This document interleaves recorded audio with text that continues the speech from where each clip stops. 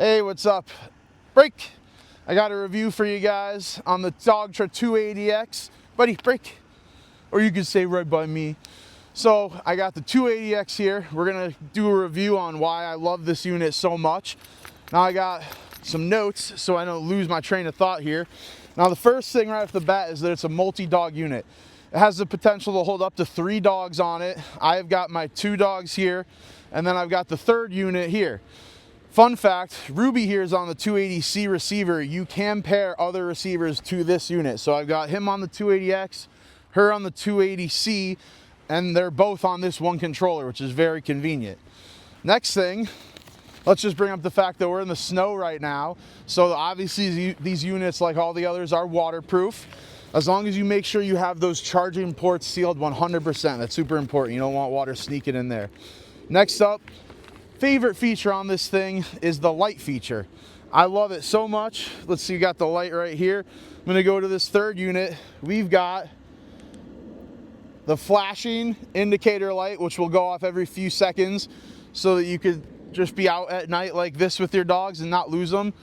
Or you could hold it and it will just, trying to back up into darker, it will flash the whole time. So the light is super convenient. Unfortunately, the 280C that Ruby has here does not have it.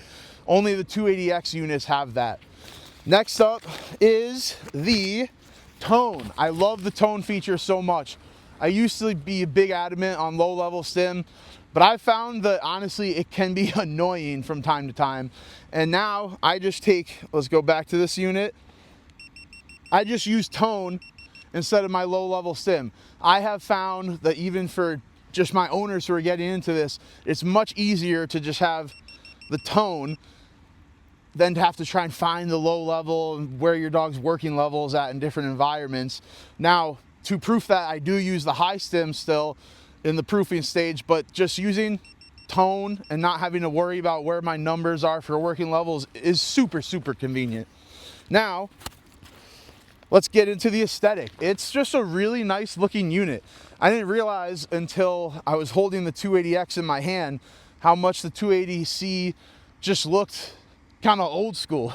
It really doesn't even look that old school until you have the 2 units next to each other. The 280X just looks very clean, very nice, very good aesthetic. Now, the contact points. Contact points are removable. And I'll give you a quick story here. My dog Moose, he's a 150-pound Corso. Buddy, Ruby, come here. I wanted to leave my collar on when I was going away for the weekend so my buddy could use it, but I didn't want to leave the contact points on because I didn't want them to be on him the whole time, and I didn't want my buddy have to be taking the collar on and off my big 150-pound dog who probably wouldn't appreciate that as much as me doing it. So when I took the contact points off, I realized, buddy, come, that they were female contact points. In other words, there were 2 studs still sticking out that the 280C contact points screwed onto. With the 280X, they are male contact points, which means they screw into the unit. So if you remove the contact points right here, you will have just a flat bottom. So you could put that on your dog and not have to worry about the contact points digging in for extended times and still have use of the tone, the light, the vibrate. Super convenient that I feel like a lot of people overlook. Now let's get into the USB-C. It's a USB charged unit.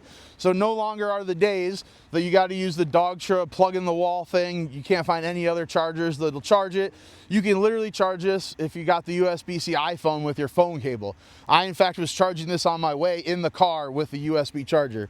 Super convenient and honestly a really, really, really big upgrade.